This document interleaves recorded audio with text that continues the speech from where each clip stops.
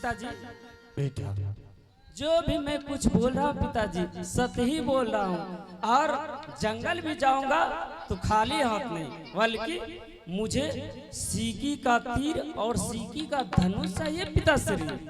उसके बाद मिट्टी का घोड़ा, मिट्टी का लगाम चढ़ने के लिए चाहिए पिताश्री। ये तुम्हारे माँ ने सिखाया। क्या भाग का अगर कीजिएगा तो मारबे करेंगे। अब पिताश्री बार बार मेरी माँ से आप लड़ते झगड़ते क्यों रहते हैं? बेटा चंदन, क्या मेरी माँ देखने में खराब है? तेरे बाप खराब छो। क्या मेरी माँ खूबसूरती नहीं है पिताश्री? क्या बेटा चंदन, जी माँ। देखो मेरी लाल, जी माते। जंगल शिकार खेलने के लिए मत जाओ। क्यों? क्योंकि उस जंगल में बहुत सारा जानवर रहते। बेटा तुम एक मेरी लाल हो और तुम्हें कुछ हो जाएगी, तुम्हें किस तरह से अपनी झोपड़ी में रहूंगी बेटा?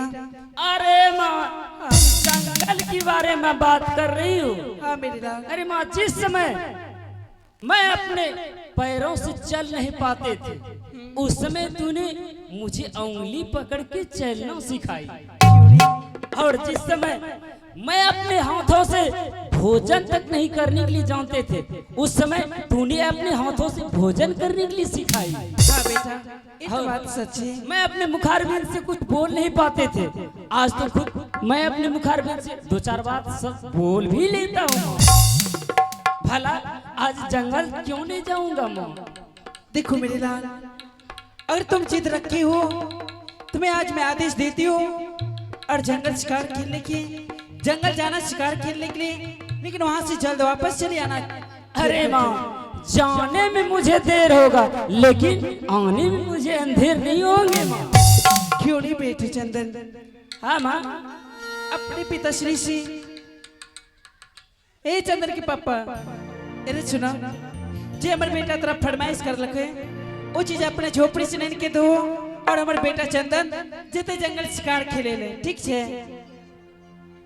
क्या उपलब्ध है पिताश्री? हाँ बेटा, मिट्टी का घोड़ा, मिट्टी का लगाम अवश्य करके मैं बना दूंगा। तो फिर लेट किस बात की? अरे जे हो आ कहला त तू लारा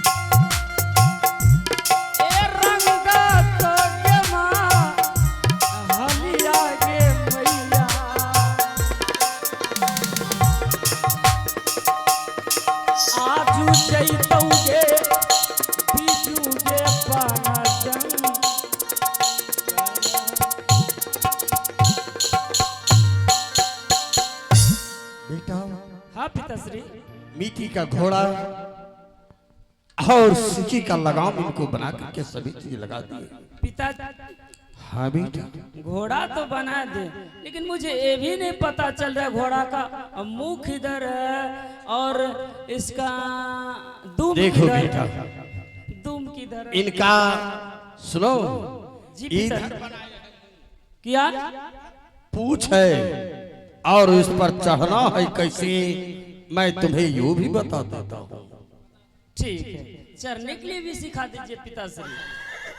अरे रिची रिची पिताश्री रुकिए ना, थोड़ा चढ़ के दिखा दीजिए ना।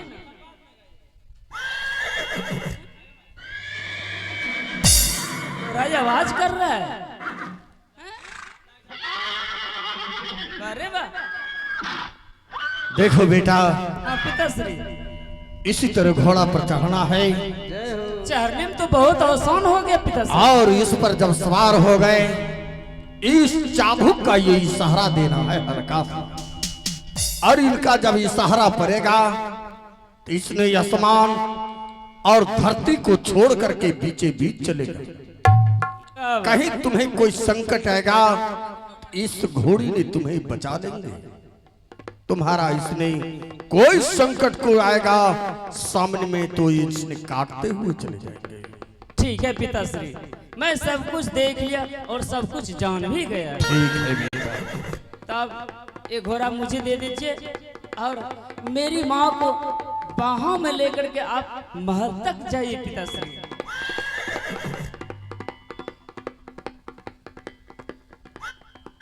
माँ, जाने वक्त अभी तो मैं जंगल जा रहा हूँ, जाने वक्त सिर्फ एक बार पप्पी दे दो ना माँ।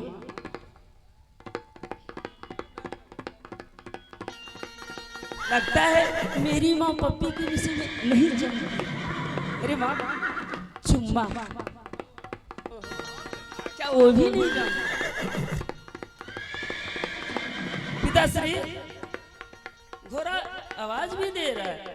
आवाज कर रहा है बेटा, देखते हो? नहीं जानते, इसका आत्मा अभी बाहर है। अब तुम इस पर सवार हो चुके हो।